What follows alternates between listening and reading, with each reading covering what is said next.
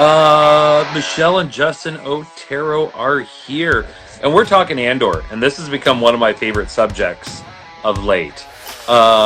So I assume all three of us big fans of the show.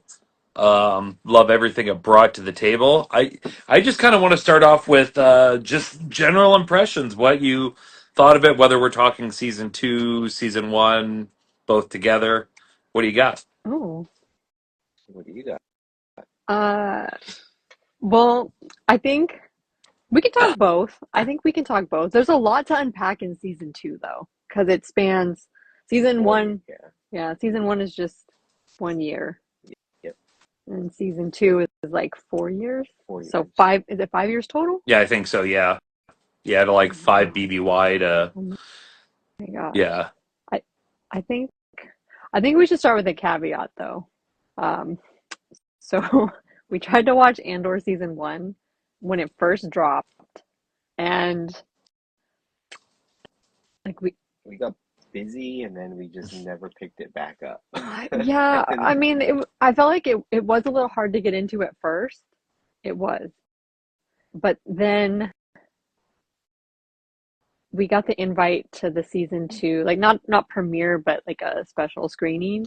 And we were like, oh, we never finished Andor. Maybe we should revisit it. So we did. And I I don't know why we ever stopped watching. we got Like busy. like I don't know. I think it came out of time like right before like the heavy con season started. So we were able to watch like the first 3 episodes and then we kind of just fell off and never picked it back up. A bunch of other shows came out and we Yeah. got caught up in those. So we never really ended up finishing it, but we went back and watched it. And Yeah, the first season, like especially the first half, it was very much a slow burn. Like it had a real Mm. like slow simmer to it, and then at the end of it, it really picked up. So a lot of you, I was the same way. Like I kind of watched, I think like the first like 4 or 5 episodes of Andor, and then just got busy with stuff, and then like months later was like, I'll go back and finish the first season. And then by the end of the first season, I was like, "Oh my god, this was amazing!" And I was so excited for season two. So yeah, I'm assuming that like you guys and myself aren't the only ones who went through that. Yeah, I think there were some people in our like circle that they finished the whole thing and they're like, "Oh my gosh, this was so good." And we kept meaning to go back and like Justin said, we just kind of forgot and didn't have Hmm. time. But you did end up going back, and you're Yeah. thankful that you did, right? yeah, Yeah. Yes. it was really good. It was really good. Yeah. It was probably, gosh, like it made me remember how good Rogue One was when that first came out. Because when Rogue One came out, we hadn't gotten new Star Wars since the prequels. And Hmm. so Rogue One dropped, and that was such a big deal. And it was just so Different. cinematically beautiful too, right? Hmm. Like I remember I remember leaving the theater and being like, "Oh my God, like what a great movie." That was just as a whole, it like fit into the Star Wars universe and like didn't mess with anything at all, and it was just so well told. Hmm. And then, what gosh, when did that come out? Like Ooh, 2016, yeah, I 17? believe Yeah, so. around there. Yeah, Pre-COVID. yeah. And then we get Andor, what, is it 10 years later? No. Close. Close Like, to it, yeah. yeah. Mm. And and we'd already gotten so much, we've gotten so much Star Wars content, right? Like we got the whole new trilogy, which people are very, um, they have a lot of opinions about. We got a And all the few, shows. yeah, we got the shows like Mandalorian, Book of Boba Fett, Ahsoka, Ahsoka. yeah, We got Acolyte, Skeleton Crew. Skeleton Crew. We got some animated shows There's a too. bunch of animated ones, yeah. Yeah. And then Andor hit. Hmm. And And yeah, you're right. And I think that what was so fun about Rogue One is that it didn't need to get into a lot of exposition because we already go into it knowing what the Death Star is Mhm. and how like what a massive deal this was. Mhm. Um, and then the way it just like seamlessly went into like Star Wars Episode 4. And then now when you go back with like season 1 and season 2 of Andor, a lot of people are calling season 1 and season 2 of Andor and Rogue One like the Andor trilogy. Like Mm, I mean, that's fair. I okay, feel yeah, like it works. it does work. It really Mhm. does. And it Um, gives you now when you guys finished season 2, did you do what a lot of people did and immediately went and watched Rogue One again? No, I didn't. I we haven't had time to sit down and watch more than like yeah. 45 minutes of anything. It's been a busy month, but also like the ending to that to me is very sad.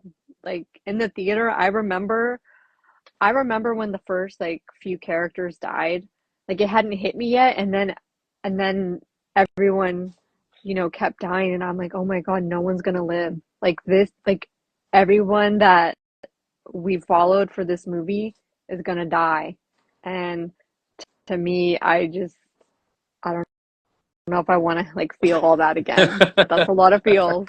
That's a lot of feels. Yeah, that was kind of like the running joke is that it came out at the same time that Suicide Squad did. But Rogue One really was the true Suicide Squad because nobody survived it, you know? Yeah. Um, it was, yeah, it was very good. It was a very good movie, and I just think that it had a different tone. So does Andor. Andor has a different tone than some of the other stuff that has been put All of out. the other stuff. Hmm. It's a lot moodier and darker, if you will. Hmm. I don't know if darker is the right word, but Gritty. it's definitely, yeah, gritty is a good one. Yeah. Definitely moodier and grittier than pretty much everything else that's out there. Hmm. It deals with a lot. Like our character our characters go through a lot in the first season, but in the second season, there's so much that happens. Like everybody is experiencing different things, like different types of pressure, different types of assaults, different types of emotional states, and it's just like it it kind of has the same feeling like nobody here is going to get a happy ending Hmm. either, you know? Like you get Yeah. that feeling. And like I think that the 2 seasons, like if we were to boil it down to one word, the word would be sacrifice. Mm, Because every single character gives so much. That's kind of and I think one of the things that I really appreciated about the show was that almost all the Star Wars content we get has to tap into the well of lightsabers, the Force, Skywalker, Vader. Andor didn't do any of that. Like it was just everyday people in the galaxy. You never see a lightsaber. I think the Force is maybe mentioned like once, where one character says like "May the Force be with you." yeah. Um, And then the doctor, I Was think it, that yeah, had, the sensitive yeah, the force, the doctor force that was a doctor or little force oh, whatever? sensitive. Oh Yeah. yes, yes. But outside of that, yeah, we didn't need to bring a Skywalker in or have lightsabers. Like it was Mm-mm. just you knew that looming out there was like Vader's not even mentioned in the show, and even then, until he pops up in Rogue One, is even a part of the Emperor's referenced on occasion. Yeah. Like oh, I had a meeting with the Emperor, and you're like, ooh, how'd that go? You know. But yeah, I really that part of it I really appreciated. Yeah. All the relationships in this are really unique also. Like there's only like a couple romantic ones, and then the rest of them are all very like familial, or you're not quite sure like what the relationship is, you Hmm. know? Like between Mon Mothra and, oh my gosh, I just know him as Axis because that's what the Empire called him. But like their relationship, they never felt like, I never thought they were very friendly. It's almost like they were forced to work together. They're like those work friends, those coworkers that you have to work with. Like they want to get to the same thing and they're trying, but it's just like it's not working. Like Hmm. they're working on a group project and they have two different ideas of how this to get to the end result. Are we talking about Luthen? Yes, Luthen. Yeah. Luthen, Yes, yes. yes. Luthen, to me, is one of the most fascinating characters. This is, and I love the speech that he gives in the first season. And you recognize the fact that this is a person who would take his own child back into the alley and put a blaster through their head if it meant saving the revolution. And that's because he's done the arithmetic and he realizes and even says, I'm sacrificing my own dignity. Like for a sunset I'll never get to see. Like you want to talk about a guy who really like for the amount of money he had, he could have found himself a really nice posh spot somewhere in the galaxy and just kicked his feet up and ignored everything. But he went a very, very different route with that. He's like one of those characters that was so great that I wish we had more time to explore his character more. But it ended the way it ended. Yeah. Yeah, it was pretty cool when he went back and told his beginning story. How he saved the girl and she became his like adopted daughter to lead the rebellion. Hmm. That was pretty cool how it started. Not realizing he was part of it, part of the empire. Yeah, Clea. Yeah, Clea, that's right. Yeah. And she was one of those. I don't know if you guys felt this way, but I felt like in the first season she was just kind of there, Hmm. and then in the second season, like she stepped forward so much that I'm like, I don't know who this girl is, but she needs to come run my shit because like she has got it going on. You know what I mean? Yeah. She's like the backbone, really. I mean, even when you look at her backstory with Luthen, like she was always the one that was like, I'm not gonna look away, like I'm gonna face this head on. And he gave her a lot of chances to get out of what he was starting. And she's like, no, I'm here, I'm in it. And she had the same type of drive from when she was a child to the very end, you know? Hmm. Yeah. Yeah, and that whole hospital Oh sequence. Mm, man, ooh. You know, I mean, you're talking about like the man who raised you. Not that I do feel as though there was a degree of love there, but there was also a degree of separation there too. Like hmm. because keep in mind, like we're running with the backstory that Luthen killed her family, so there's always a bit of a Hmm. you know. But like, yeah, I have to do all this and sneak into this hospital and kill this guy who raised me before he's interrogated by imperialists. That was just like that whole sequence was just insane. Hmm. Yeah. Yeah. I feel like any type of rebellion, it's that's the only way it will succeed is if everybody sacrifices the most that they possibly can. Mhm. Hmm. Because it's such a small group of people joining together. If they don't sacrifice everything for it, it's not gonna succeed. And Hmm. it takes a very like special person to start something like that and be able to like, build that fire in people. It Crazy. really does, and it brings up a really interesting philosophical conversation because if you look at any revolution, just like you said, whether it's the American Revolution or even like World War II, what was going on in Europe under Nazi occupied everywhere, is that the victors kind of get to write the book and they get to say like, oh, we banded together and for justice and for good. But in reality, there was a lot of dirty stuff that went on that doesn't get talked about to make those things possible. And I feel like the show really highlighted what's that like it's we sit there, we grow up, we going through school and we learn about Nazi Germany, and you say to yourself, well, if I lived in Nazi Germany, this is what I would have done. Well, look at what Luthen went through. Like, do you really have the stomach to Mm-hmm. go kill your neighbor and his entire family? Because that could potentially upend the entire rebellion that's just in its infancy. Could you do that? Could you really do that? Yeah, Yeah, that's that's something to ponder for a while.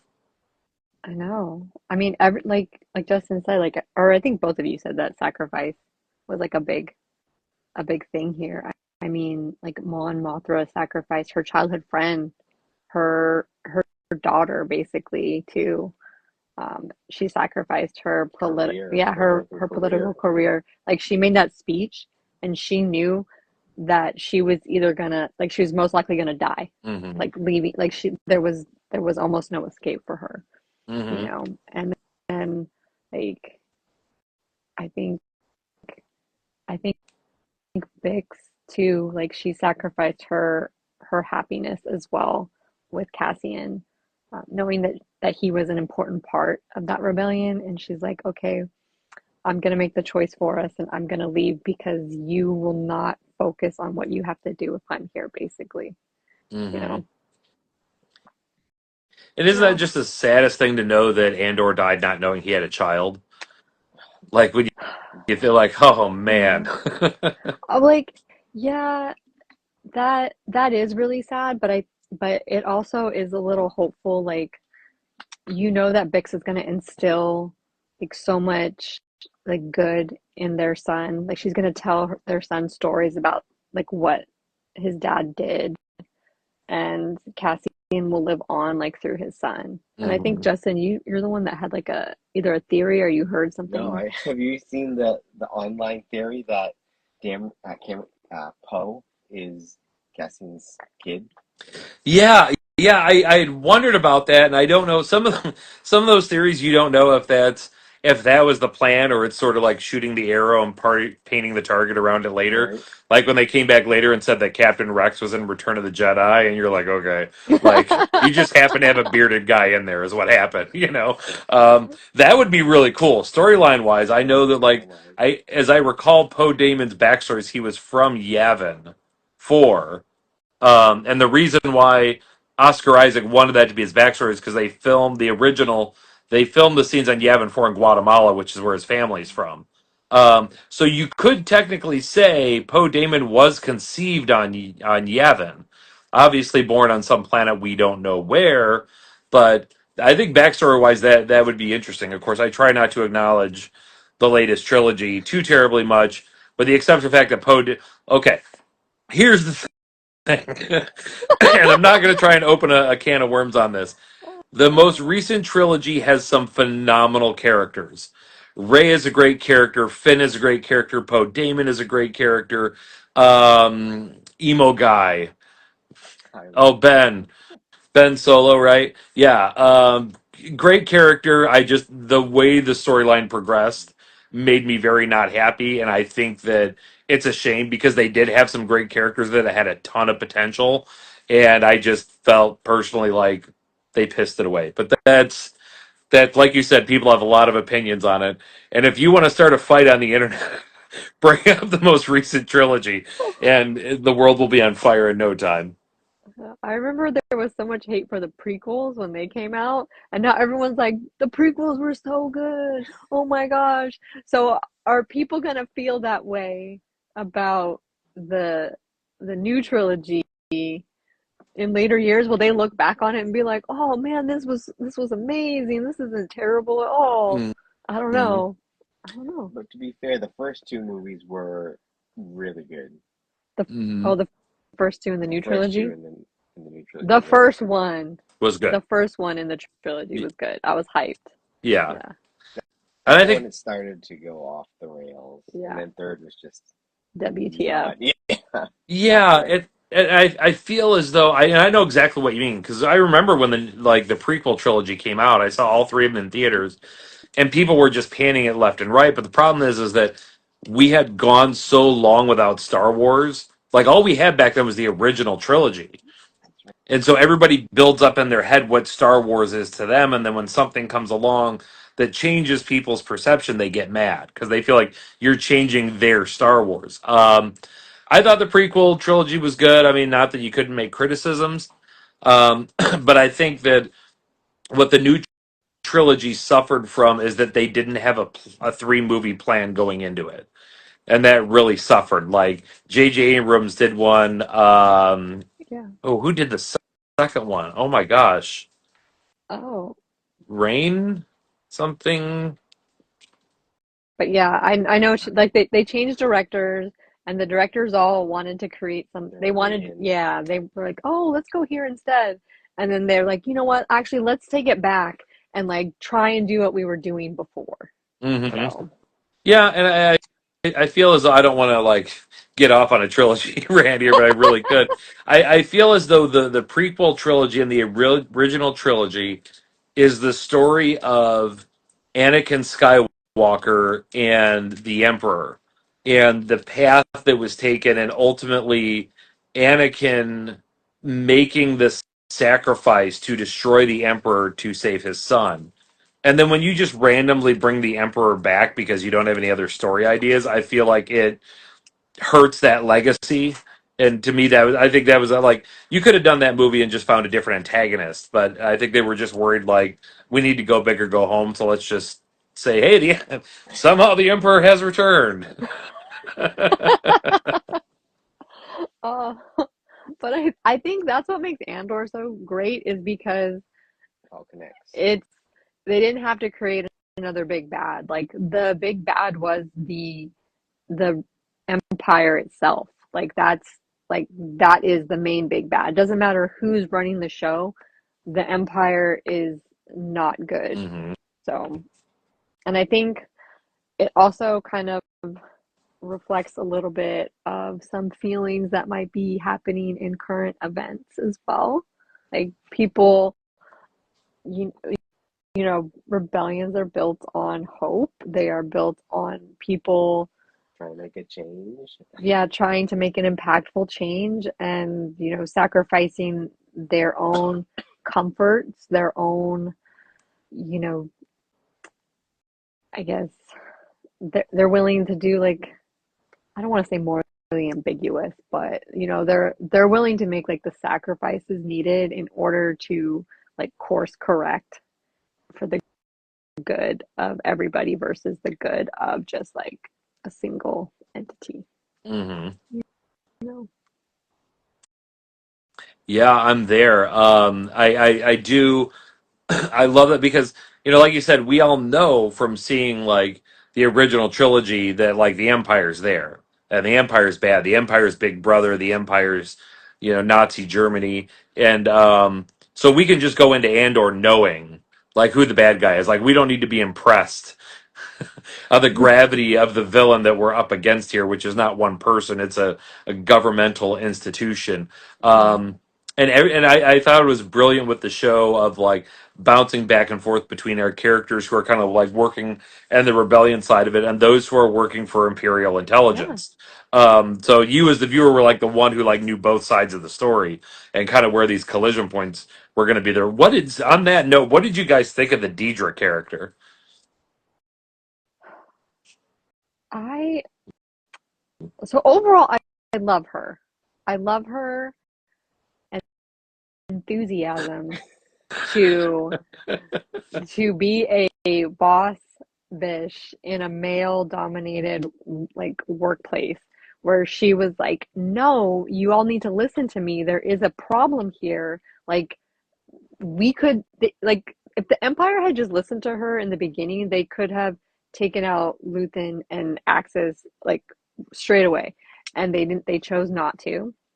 But she kept at it, and like people called her obsessive. They called her, they basically like demoted her or switched her role so that she wasn't able to access information to like Luthen and the Axis like network. And then she finally gets like a crazy good promotion, and she ends up losing like the one person that she cares about because she's so committed to her job. Like she is so in it, and she knows she's about to make the wrong choice, and she does it anyway. And by doing so, you know, she basically like she's not even rewarded for it. Like she ends up in prison Hmm. because she's like driven like almost like crazy just to make her point, and then have the empire be like, well, you know what, like you messed all of this up, so we're just going to blame it all on you, and you can spend the rest of your life building parts for our Death Star Part 2. Right. Yeah. Like she rises up in rank, and then the empire like messes up and they blame it on her, and then she's back down like way way way below, Hmm. and it's sad. It's sad. Yeah. especially since like her career, if you watch like throughout the 2 seasons, her career was based on having initiative Mm-hmm. and being bold Mm-hmm. and doing things above what she's probably supposed to be doing. And every time it worked, she got more clout and promotion. Mm-hmm. And then the one time it doesn't go the way she wants it to, and loses everything. Yeah. Yeah. Like especially like Cyril was his name. Yeah. I think her relationship with him, I think she truly was happy, and I believe she stood up for him to his mom because his mom was very like Overbearing. yes, Passive yes, aggressive, and judgy. yeah, and she was just like, mm-mm, that's my man's. Like, no. And so I like that she took care of him and that she still tried to take care of him by keeping him in the dark and like because they were working together on oh my gosh, what planet was that? Oh, oh gosh, I had it before. This two begins with a G. Yeah, Uh, Gorham. Yeah. yes, yes, yes. She brought him out. Like at first they were living apart, and then they got to live together there. And he was so happy. Like he was, their mole in the rebellion that was there, and he thought like he was doing a great job, and she was like, "Oh yeah, baby, you're doing great." And then he starts to realize like something's wrong. Like this is not okay, and he actually started to, I think, emotionally side with the the people there because he could see that the empire was wrong. And when he went to her to like voice his concern, she was like, "Baby, like don't worry about it. Like we're almost out of here. Like, you know, like we're doing this for us." And I think she was trying to take a lot of that pressure off of him so that like because she cared about him. And then when he was like, I can't do this, and he left her and eventually like, met his demise because of the choice that she made, I think that that kind of broke her a little bit. And that's why she went so hard to try and find Luthen after that. Hmm.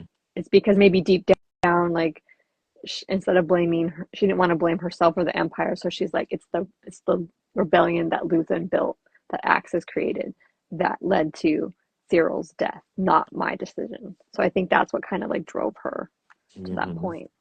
And like side note, I also liked how like there was like a moment when they hadn't seen each other for a while, and he came over to visit, and she was like, "Turn off the lights," and I was like, "Oh, girl!"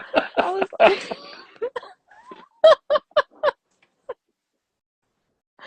for me, that was like a cute, like quiet moment that you don't necessarily get to see from people associated with the Empire. You know what Hmm. I mean? Like oh, like she does love him in her own And way, you in know? her own stoic, cold, weird Yeah. way. Yeah. Yeah, I think maybe with the lights off, maybe she was a little softer.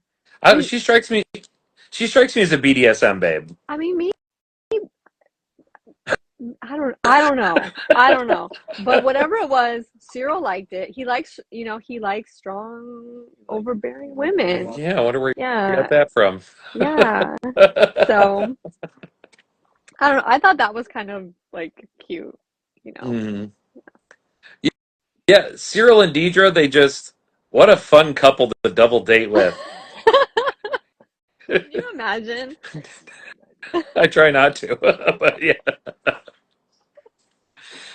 yeah. And poor Cyril, like he was just from the very beginning of episode one, his life was just consumed with Cassie and Andor, and finding Yeah. him and bringing him to justice, and everything that he did along the way was towards that goal. And then at the end, when Andor just looks at him and says, "Like, who even are you?" Yeah, and the look on his face was just like, "What?" He was the he he was the deflated his Scarlet life. Witch, and Yes. Cassian was the Thanos. Right. I don't even know who you are. You know? Like Yeah. poor but see he also had that obsessive like drive to get somebody because he was so wrong. Like him and Deidre both had their own obsession with somebody on the side of the rebellion. They just went about it different ways, you know? Hmm. Yeah. So, Hmm. Yeah. Yeah. I want to. I don't know if you picked up on this watching season two. I thought it was really interesting on the planet Gorham. How heavily they leaned into this because if you noticed, like the architecture of the city was very French. They got a lot of French actors to play the roles. Their native language sounded a lot like French. Their style of Mm, dress was very French. They were leading hard into like French resistance against the Nazis. I mean, and it aesthetically it came off beautifully because you ended up like really rooting for these people and their struggle and what they were going through. yeah. I think I think we watched something about the the uprising there being similar to like there was like a French film, I think, Uh, that that talked about something similar That's right. happening. Yeah, a similar hmm. rebellion where the people did peacefully gather, and then it just turned into something like totally different. And I Hmm. think they took parts of history that were true and put that into this moment in Andor. Oh, well done. Mm, Like writing wise and everything, yeah, just fantastic. yeah, And one of my favorite characters from Rogue One was the droid KT So.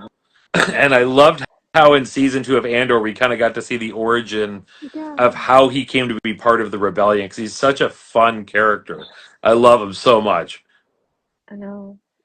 What is he, like a battle droid that was converted into just a helper, helper droid who wanted to still do it, but Cassian kept telling him not to. He's just like you gotta stay back and protect.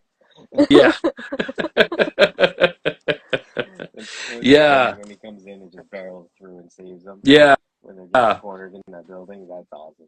Right. There's I thought I told you to stay on the ship. Well, there was a lot of noise for two people who were supposed to be blending in. So, He's so casual about it too, just walking slowly and just picking guys up using my shield. It was good. Yeah. His his tone and his Yeah. like his very dry humor, I like. hmm. I like that. And if maybe Alan Tudyk, who plays the role, who's a phenomenal actor. I love him. He's known for doing a lot of voice acting. Me, who's Mhm. like an old school like Firefly Serenity Yep. fan, he Yeah. played Wash in that, who's like one of my favorite sci-fi characters. That again, it goes back to like the Luthen thing. I'm sad that the character ended because I would literally watch a season just called KT So of him just going around doing things. I don't even care what it is. I just want to watch it. I love that he was also a replacement for Bix as like Cassian's, yeah, like that was really cute. Yeah. Yeah, he was there, and God, the scene where they're like, I guess what we would call like poker, where KTSO is attempting to play like cards with these people, and he's like struggling to calculate the odds on the bets that they're making. He's like, you guys don't make any sense. That's insane, Yeah, yeah, good stuff. Going back up, now do you guys have any like familiarity? Have you watched like Star Wars, Clone Wars, Star Wars Rebels, any of those? You know, we started both of them. Same thing has happened. We get so far into it, and we just something comes up, and then we put it Yeah, off to the side. Yeah. We've tried. We know like the gist of Yeah. things, but not not everything. Yeah, we yeah. don't go There's like episode by episode. Yeah. But Yeah, well, Clone Wars is kind of that way because when Clone Wars started, it was geared towards a much younger audience, Yeah. and as it progressed, it like matured.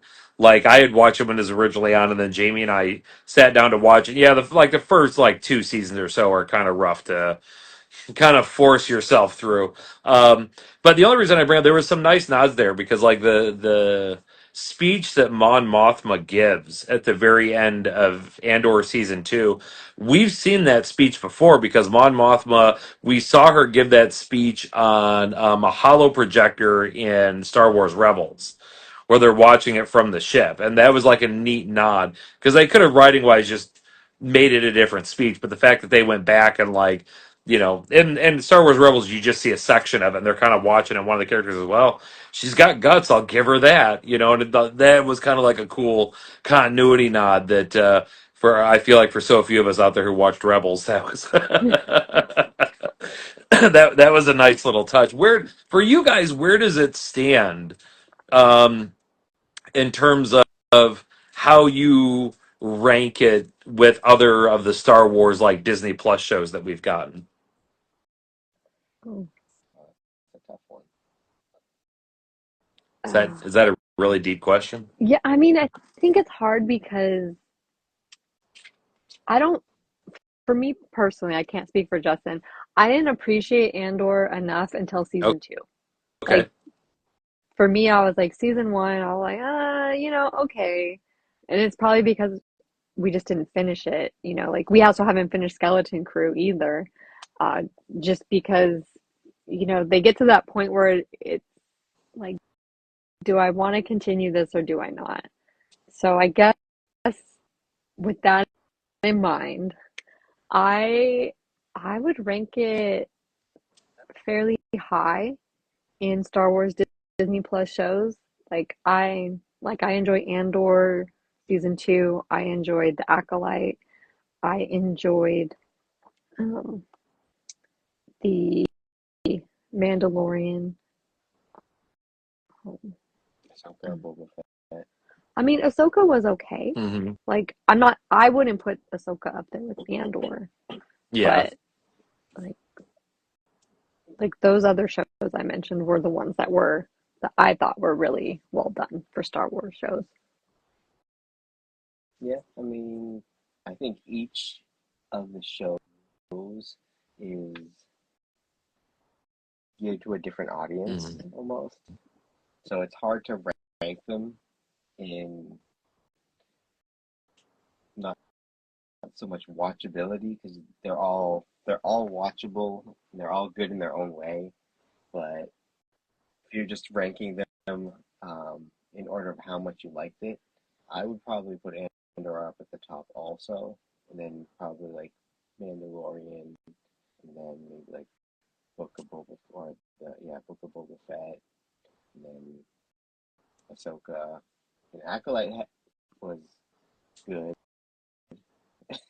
It definitely had some better episodes than others.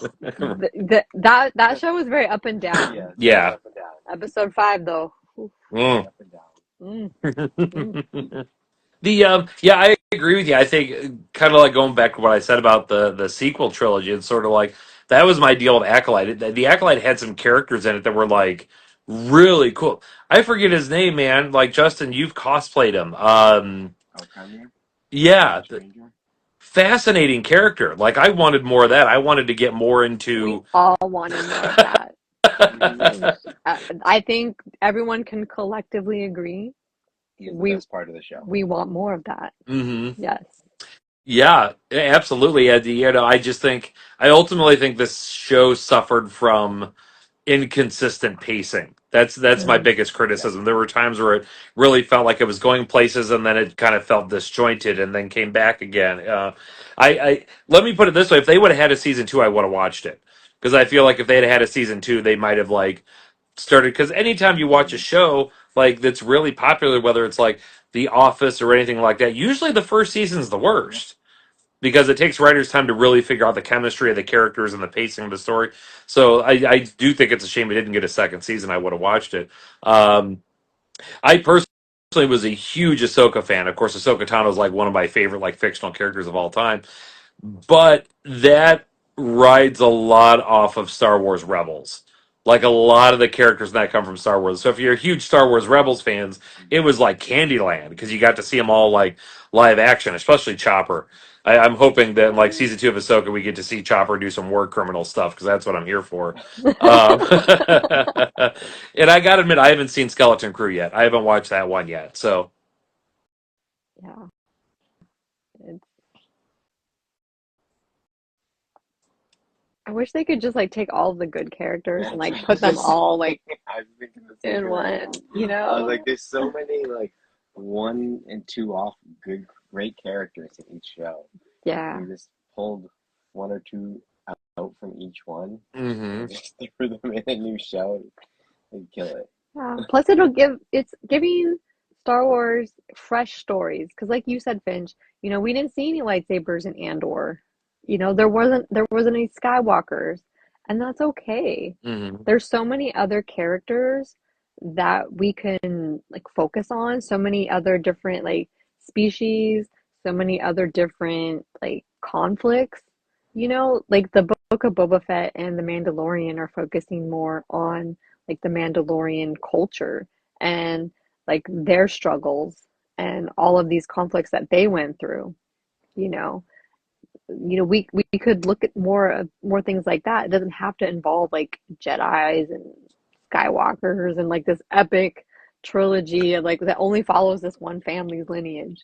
You know, Mm-hmm. yeah, I think that's why Well, Mandalorian had such a big hit because it was a new story. yeah, It yeah, was an all new story, all new characters, mm-hmm. and it's telling like a backstory of one of the most cult favorite characters in yeah. the original Star Wars series. Yeah, like people loved Boba Fett.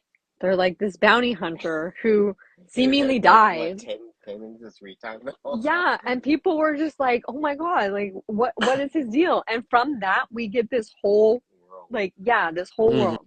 You know, Mm-hmm. give us that with the stranger. Like I want that world. I want that world. Right. Okay. Yeah.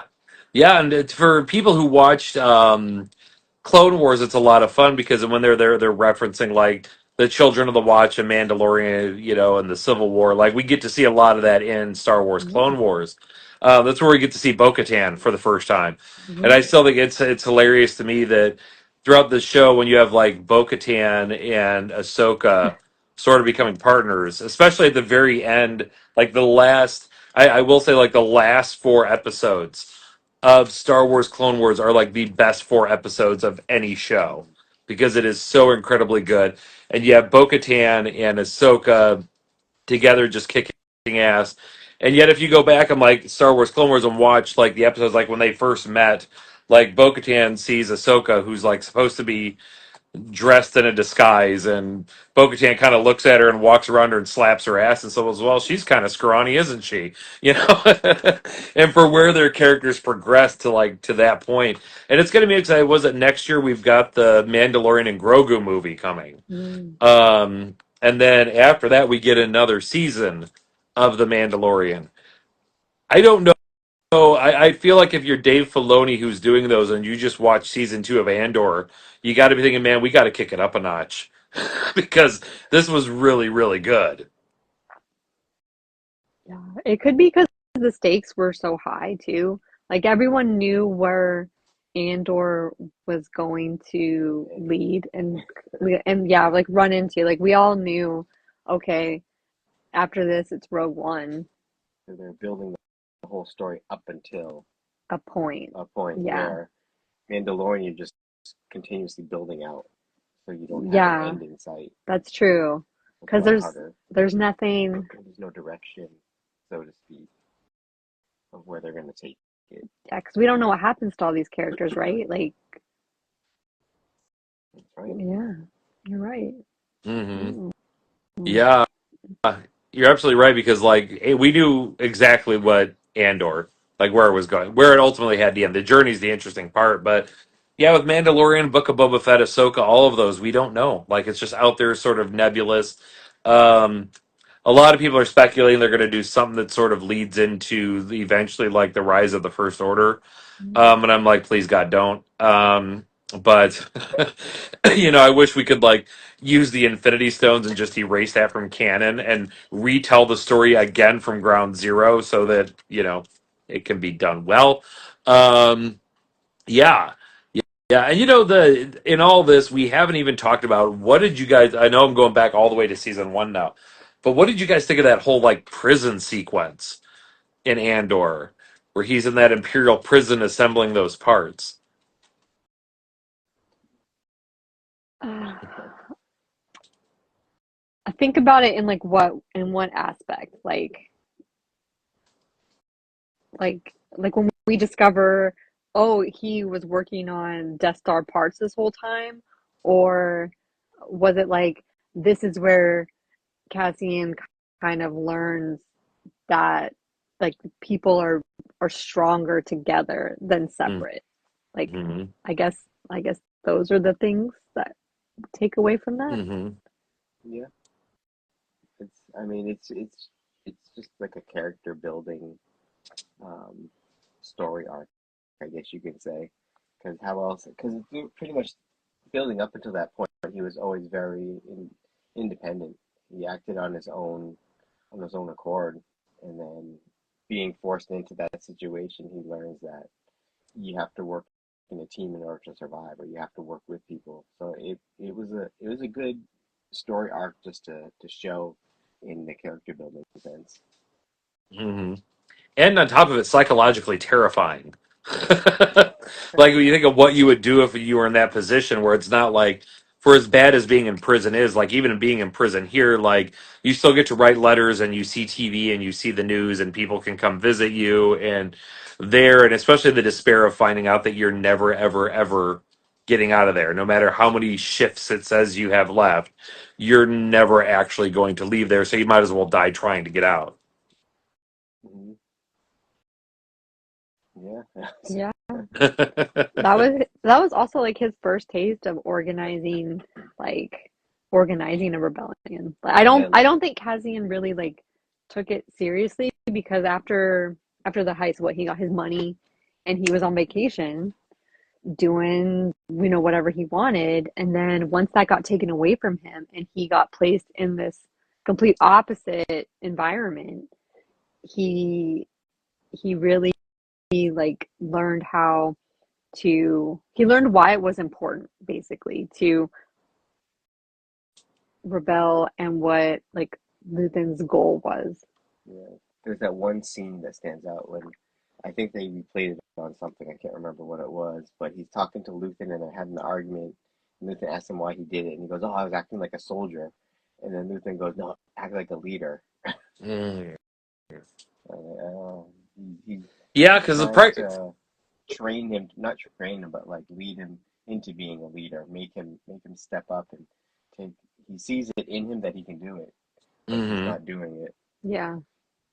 Yeah, because prior to that, he had always sort of operated as a lone wolf. That's right. Like he found comfort in that because he sort of felt like I'm better off alone because if need be, I can run away. It's easier to run away alone Hmm. and save your own skin. And after that, it's sort of, and also I think just, I think he understood and knew obviously the Empire was bad.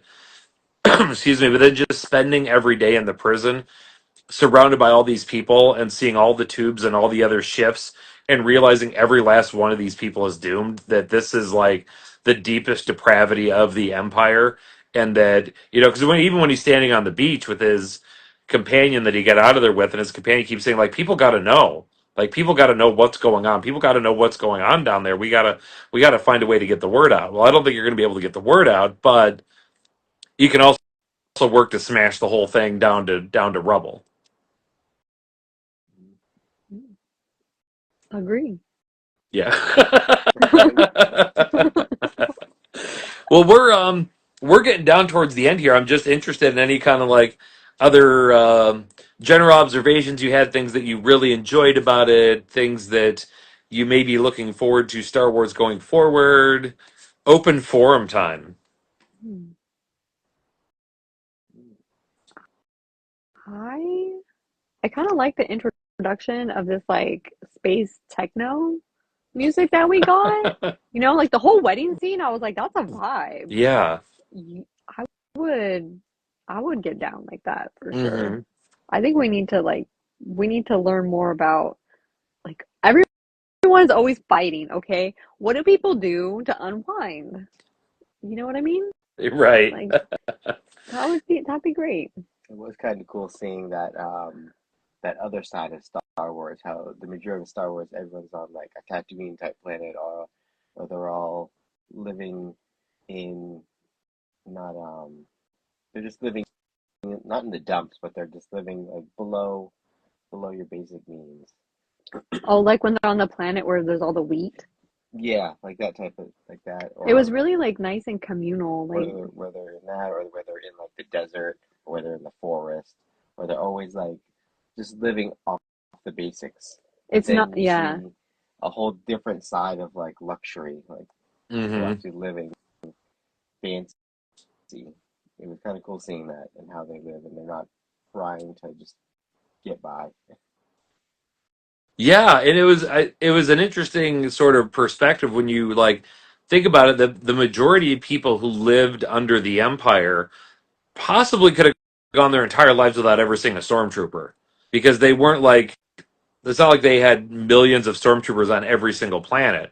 It just became a problem when all of a sudden your area became an area of interest. And I thought that on Gorham it was really interesting how they did that because there was like that slow strangle where like at one point in time two characters are talking and you just see like two stormtroopers walk by in the background and like an episode later there's four stormtroopers at like an intersection and then like the next episode there's like a whole squad of them, how it was like this slow amping up. But yeah, for a lot of people though, especially in some of those outer mid-rim planets, like there's no reason for the Empire to have a garrison there. You would have just heard the stories about how bad the Empire was.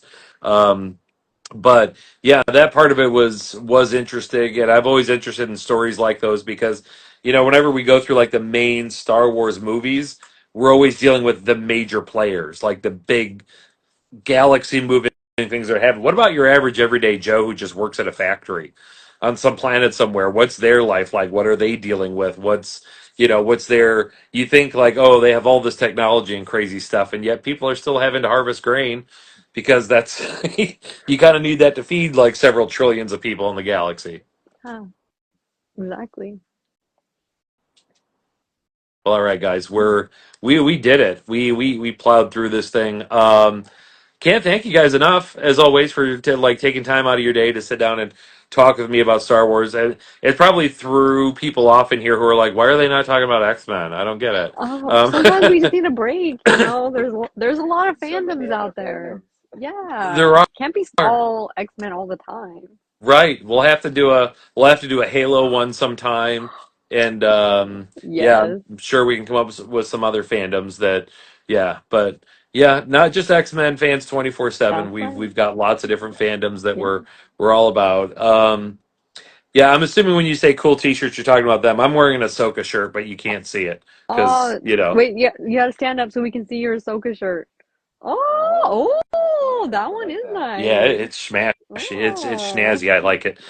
I'm a big Mm. fan. But yeah, hey everybody for listening in, and anybody who's listening to this in the future, if you watch this either on Instagram or on YouTube, from the past we say hello, we love you, and thank you. But Michelle, Justin, thank you guys so much again, and yeah, I'm sure we will talk again very soon. Yes, yes, I'm sure we'll see you Yes, soon. most definitely. All right. Goodbye, everybody. Thanks again. We will talk to you later. Bye. Bye bye.